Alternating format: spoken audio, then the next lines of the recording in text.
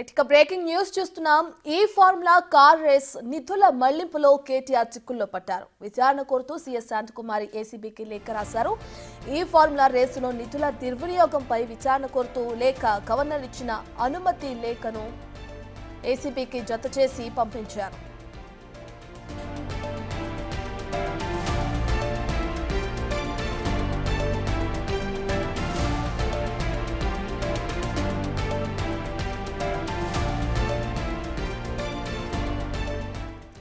ఇక ఈ formula car రేసుకు సంబంధించి ఇప్పటికే విచారణకి గవర్నర్ జిష్ణుదేవ్ వర్మ అనుమతి ఇచ్చిన సంగతి మనందరికీ తెలిసిన విషయమే. అయితే ఇప్పుడు కొత్తగా గవర్నర్ అనుమతికి లేఖని జత చేస్తూ కూడా తెలంగాణ సీఎస్ శాంతకుమారి ఏసీబీకి కూడా లేఖ రాయటం మనం చూస్తున్నాం.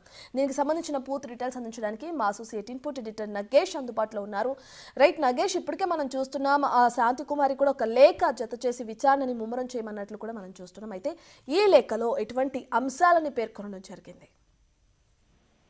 అంటే నిన్న కేబినెట్ లో ఆమోదం పొందింది ఈ ఫార్ములా రేస్ కు సంబంధించి ఆల్రెడీ కేబినెట్ లో చర్చ జరిగింది. చర్చ తర్వాత కేబినెట్ ఆమోదం తెలిపింది. తదుపరి ఈ ఫార్ములా కార్ రేస్ కు సంబంధించి నిన్న మంత్రి పొంగులేటి శ్రీనివాసరెడ్డి కూడా నిన్న రాత్రి సిఎస్ నుంచి ఏసీబీకి లెటర్ వెళ్తుంది, లేదంటే ఇవాళ వెళ్తుందని చెప్పారు. ఇవాళ ఏదైతే గవర్నర్ నుంచి ఆమోదం పొందిన లెటర్ ని జత చేస్తూ chief secretary Santhi Kumari ACB director general Vijay Kumar కి లేఖ రాసింది.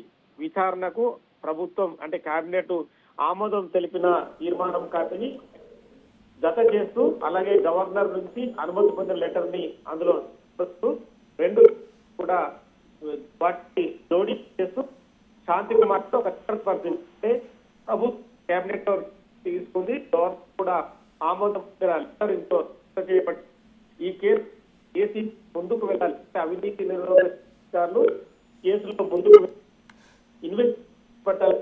శాంతకుమారి తను రాష్ట్ర లేఖలు డైరెక్టర్ జనరల్ లేఖలు ఇక మరో తన special Nagesh my signal cut అవుతుంది.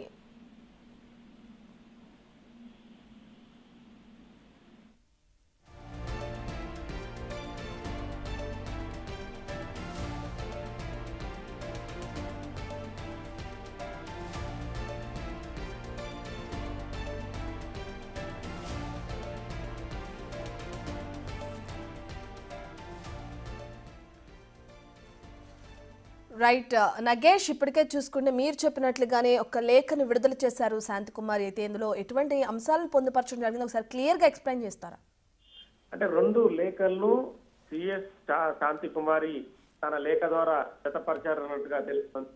ఒకటి కేబినెట్ నుంచి ఆమోదం పొందిన లెటర్ ఒకటి కాగా, గవర్నర్ జిష్ణుదేవ్ వర్మ నుంచి గవర్నర్ ఆమోదం ఇస్తున్నట్టుగా ఇచ్చిన లెటర్ ఒకటి. ఆ రెండు లెటర్లు జత చేస్తూ సిఎస్ శాంతికుమార్ కూడా ఒక లెటర్ ని రాశారు ACB director general Vijay Kumar. ఎందుకంటే అవినీతి నిరోధక శాఖ అధికారులు ఈ కార్ ఫార్ములా రేసింగ్ కు సంబంధించి అవినీతి 55 కోట్లు జరిగిందని చెప్పి కూడా ప్రాథమికంగా అయితే గవర్నర్ కు పంపిన ఏదైతే ప్రభుత్వం అనుమతి కోరుతూ పంపిన విషయాల్లో కూడా అందులో పొందుపరిచింది. ఎందుకంటే 55 కోట్ల రూపాయలు వ్యక్తులు అంటే ఒక వ్యక్తి ఒక సంస్థకి చెల్లించినట్టుగా అందులో ఉంది. అంటే ఒక జీవో ద్వారా కావచ్చు, లేదంటే ఒక బిడ్ ని కావచ్చు, వేరే కాంట్రాక్ట్ రూపేణ కూడా ప్రభుత్వం నుంచి డైరెక్ట్ గా లెటర్ రాయకుండా కేవలం విదేశీ మారకం ద్వారా హైదరాబాద్ లో ఈ ఫార్ములా కార్ రేసు సంబంధించి 55 కోట్లు సంస్థకు చెల్లించారు. ఆ సంస్థకు చెల్లించిన డబ్బును ఎందుకు చెల్లించినట్టు అంటే